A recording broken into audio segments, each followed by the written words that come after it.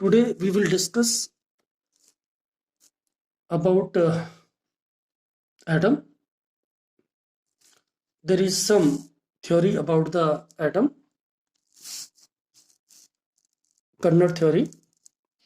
An ancient Indian philosopher Maharshi Kannad gave the ideas of divisibility of matter in his darshan. महर्षि कन्नड़ नाम के एक ऋषि हुए हैं जिन्होंने अपने दर्शन में मैटर की डिवाइजिबिलिटी के बारे में बताया और उन्होंने बताया कि उन्होंने कहा कि he said if we go on dividing matter, we shall get smaller and smaller particles. Ultimately, a stage would come beyond which further division will not be possible. He named this particle as a परमाणु. Mister महर्षि ने कहा कि यदि हम किसी matter को लगातार तोड़ते जाएं तो एक स्टेज ऐसी आती है जब हम उस मैटर को तोड़ नहीं पाएंगे. इस स्टेज को, इस पार्टिकल को मिस्टर महर्षि ने नाम दिया परमाणु. क्या कहा? परमाणु. सेकंड, इसी क्रम में एक सेकंड फिलोसोफर और हुए हैं Indian second Indian philosopher Pakudha Katyayana explain the theory of Kanad in a brief. उन्होंने इसी थ्योरी को थोड़ा ब्रीफली एक्सप्लेन किया. परमाणु by Kanad normally exist in a combined state which gives us various form of matter. जो एटम्स हैं वो फ्री स्टेट में नहीं रहते हैं, वो कंबाइंड स्टेट में रहते हैं. आगे हम इसको नाम देंगे मॉलिक्यूल. वो ही नेचर के अंदर एग्जिस्ट करते हैं. जैसे फॉर एग्जांपल जैसे हाइड्रोजन, ये इट इज ए एटम, और जब हाइड्रोजन से दूसरा हाइड्रोजन का एटम मिलता है तो हाइड्रोजन का एक मॉलिक्यूल बन जाता है. तो ये जो मॉलिक्यूल है ये नेचर में क्या करता है? एग्जिस्ट करता है. तो उन्होंने यही बताया कि जो एटम्स है वो एग्जिस्ट नहीं करता, they are not exist in free state. वो एग्जिस्ट करते हैं कंबाइंड होने के बाद, और कंबाइंड होने के बाद क्या बना लेते हैं? मॉलिक्यूल बना लेते हैं which give us various form of matter and like element, compound and mixture, etc. All these postulates given by Katayan and Kannad are totally based on philosophy. इन दोनों ने जो भी एटम के बारे में, मैटर के बारे में बताया वो टोटली अपने दर्शन में थ्योरेटिकल था. There was no practical approach behind above both postulate. इनके पीछे कोई प्रैक्टिकल अप्रोच नहीं थी, लेकिन फिर भी इन्होंने जो भी सोचा बहुत सही सोचा, और आज भी उसी रूप में मॉडर्न साइंस ने इसे पाया. इसी क्रम में एक तीसरे और साइंटिस्ट हुए मिस्टर डाल्टन. इन्होंने एटम के बारे में एक थ्योरी दी, जैसे कहा गया डाल्टन्स एटम थ्योरी. इस एटम थ्योरी के संदर्भ में कहा गया all matter like a element, compound and mixture is made up of atoms. जो भी मैटर है, जो भी हम देखते हैं, जो भी हम फील करते हैं, चाहे एयर ही क्यों ना हो, वो सभी किससे बनी हुई है? मैटर से बनी हुई है. Atom are tiny, indivisible and destructive ultimate particle. जो एटम है ये बहुत ही छोटा और सूक्ष्म पार्टिकल है. इन atom is the smallest particle of the element that retain its chemical properties.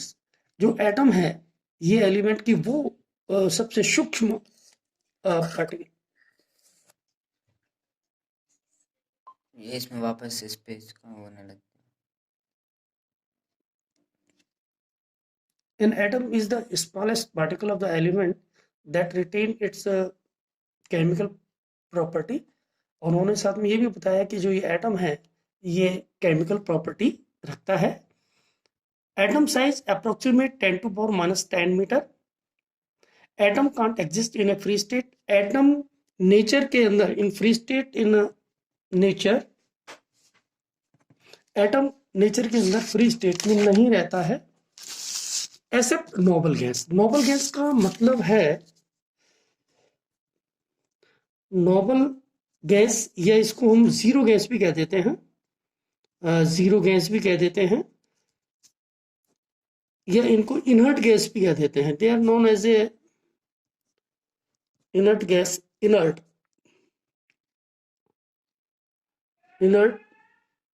Gas, noble gas, zero gas या inert gas, like such as helium, neon, argon, krypton, xenon and radon are also. These are some gases known as a noble gases. In gases को छोड़ दीजिए, इसमें ये सभी गैसें हमेशा atomic form में रहती हैं। ये किस फॉर्म में रहती हैं? ये किस फॉर्म में रहती हैं? एटॉमिक फॉर्म में रहती हैं। जबकि others gas like hydrogen H2, oxygen O2, chlorine Cl2, ये सभी और भी बहुत सारी गैसेस हैं। अमोनिया है NH3, ये सभी गैसें मॉलिक्यूलर फॉर्म में है, मॉलिक्यूलर फॉर्म में है। कौन से फॉर्म में? मॉलिक्यूलर फॉर्म में है, क्योंकि यहाँ देखिए एक से अधिक एटम आपस में मिलकर मॉलिक्यूल बना रहे हैं, इसलिए हमने कह दिया मॉलिक्यूलर फॉर्म में है। Next point, atom of a given element are identical in a mass and chemical properties. It's very simple, एक ही एलिमेंट के जितने भी एटम्स होंगे वो मास, इन ऑर्डर टू मास और केमिकल प्रॉपर्टी में कैसे होंगे? सेम होंगे। जैसे गोल्ड है, गोल्ड के सारे एटम कैसे होंगे? गोल्ड के ही होंगे, तो उसके अंदर केमिकल प्रॉपर्टी क्या होगी? वही सेम होगी। Atom of different element have different mass and chemical property. एक तो गोल्ड है सपोज, और दूसरा हम लेते हैं सिल्वर, तो सिल्वर के अंदर सिल्वर जैसे सिल्वर के ही एटम्स होंगे, उनकी केमिकल प्रॉपर्टी गोल्ड की एटम की केमिकल प्रॉपर्टी से क्या होंगे? अलग होंगे, उनका वेट अलग होगा। तो हम कह सकते हैं कि different element have a different atom. ऐसा भी हम लिख सकते हैं कि यहाँ ये भी लिख सकते थे कि डिफरेंट, यहाँ हम ये भी लिख सकते थे different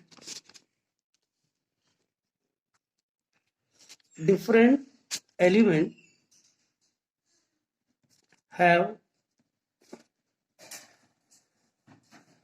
have different atom in order to mass and chemical properties. Is it clear? Next, atom combined with other atom in the ratio of small whole number to form compound. अभी जैसे आपको बताया, अगर हाइड्रोजन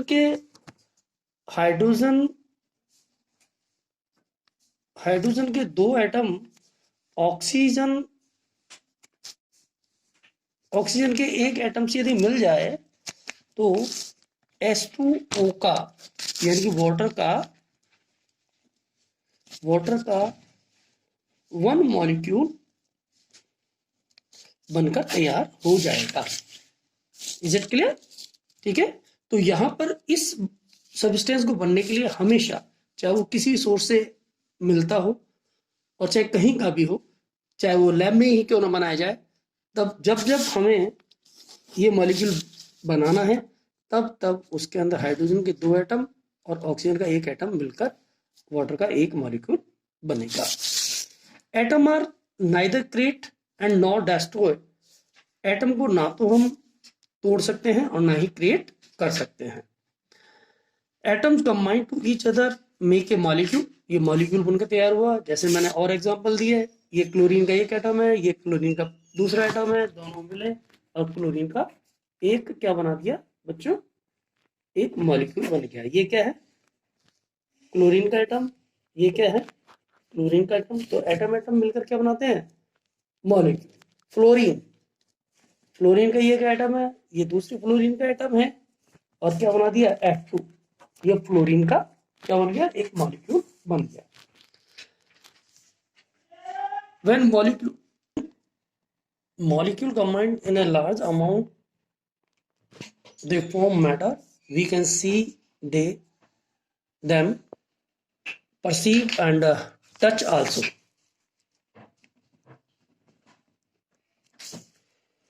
जब ये large amount में molecules होते हैं तो वो मैटर में बनाते हैं और मैटर को हम देख सकते हैं, टच कर सकते हैं। यानी कि हम कह सकते हैं कि एटम मिलकर बनाते हैं मॉलिक्यूल को और मॉलिक्यूल से बनता है matter.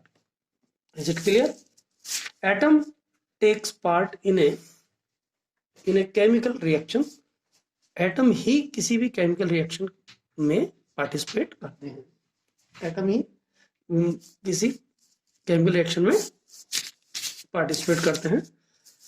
Element, an element is the basic form of the matter that can't be broken down into simpler substance by any physical method. Atom ये एक बेसिक फॉर्म है मैटर की, इसको हम और भी ज्यादा सिंपलर फॉर्म में नहीं बदल सकते with the help of physical method, any physical method और केमिकल मेथड और केमिकल मेथड। ये सपोज क्लोरीन का एटम है, ये हाइड्रोजन है। अब इसको हम और भी ज्यादा सिंप्लीफाई नहीं कर सकते एटम को। ये क्या है, एक एलिमेंट है। अब इसको वी कांट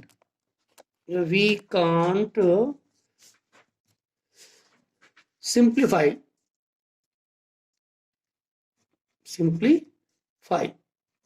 ठीक है, इसको हम और सिंप्लीफाई नहीं कर सकते हैं।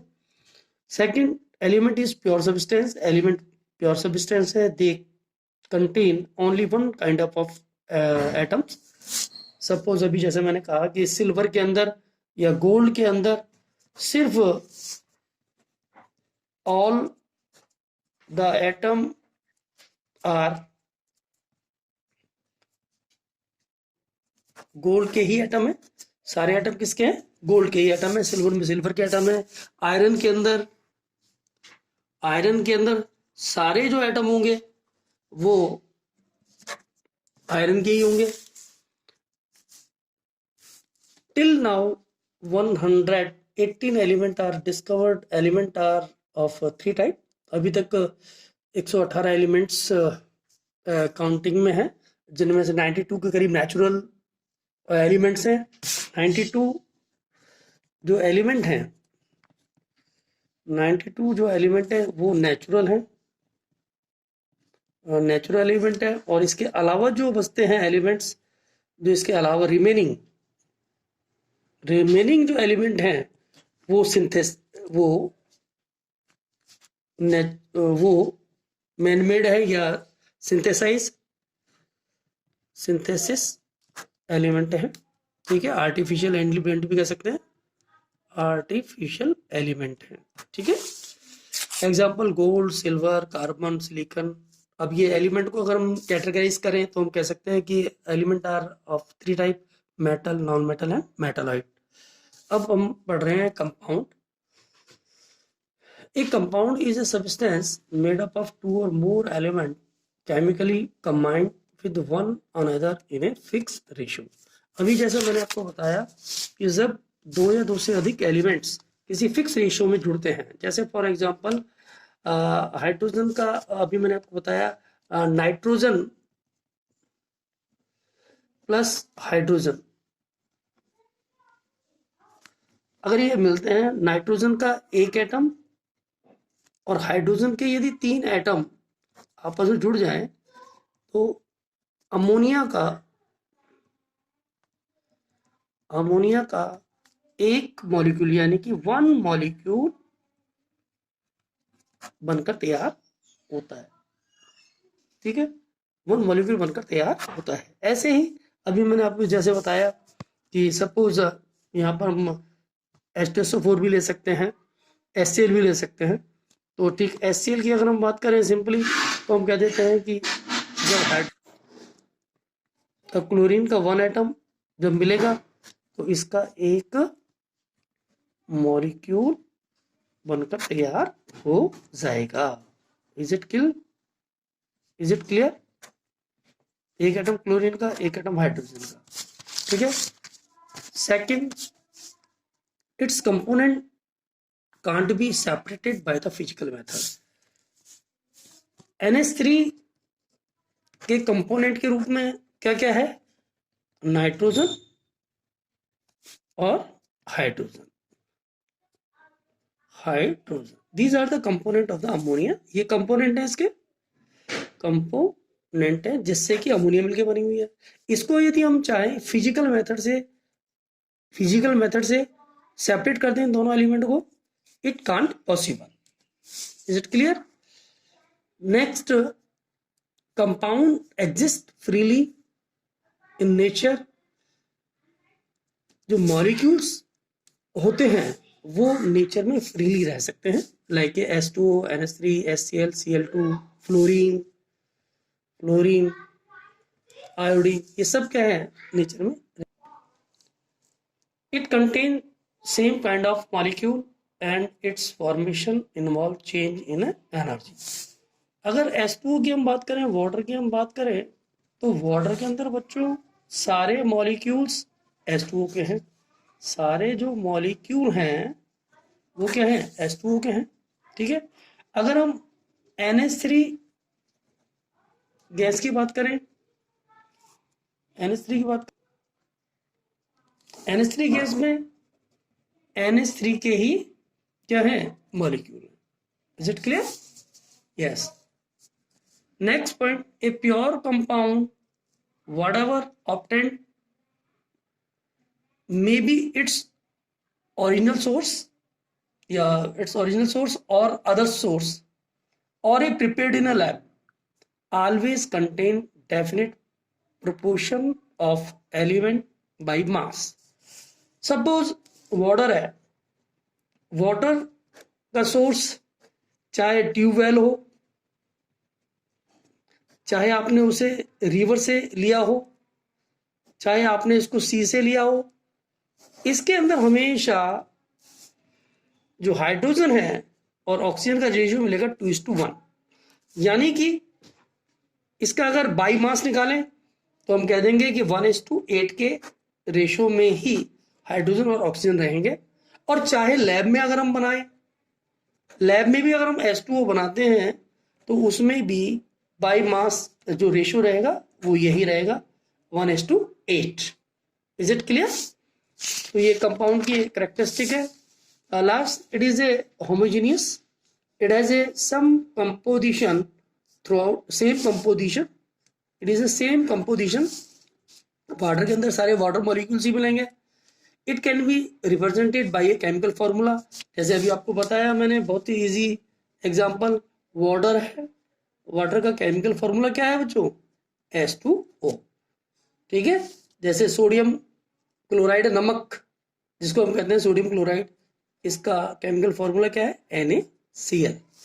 ठीक है। And last one, it's property are different from its component. It means component of compound after formation of component lost their property and form a new substance. जैसे देखिए बच्चों, यहाँ पर एक एग्जांपल देते हैं हम। when hydrogen react with oxygen it gives H2O। तो ये H2O एक तरह से क्या है? It is a molecular compound या मॉलिक्यूल कह दीजिए, या it is also known as a compound. ठीक है, तो यहां पर देखिए हाइड्रोजन एक कंपोनेंट है इस वाटर का, और ऑक्सीजन इस वाटर का एक कंपोनेंट है। यहां पर हाइड्रोजन के अंदर जो प्रॉपर्टी है और यहाँ जो ऑक्सीजन के अंदर जो प्रॉपर्टी है, वो प्रॉपर्टी नए बनने वाले जो कंपाउंड है, जो नया जो सबस्टेंस जो बना है, जिसको हम कंपाउंड कह रहे हैं, उसके अंदर इन दोनों की ही प्रॉपर्टी क्या हो गई है, खत्म हो गई है, और एक नया प्रॉपर्टी वाला सबस्टेंस बन गया है। उसको हम क्या कह रहे हैं, कंपाउंड। उसको हम क्या कह रहे हैं, कंपाउंड। Is it clear?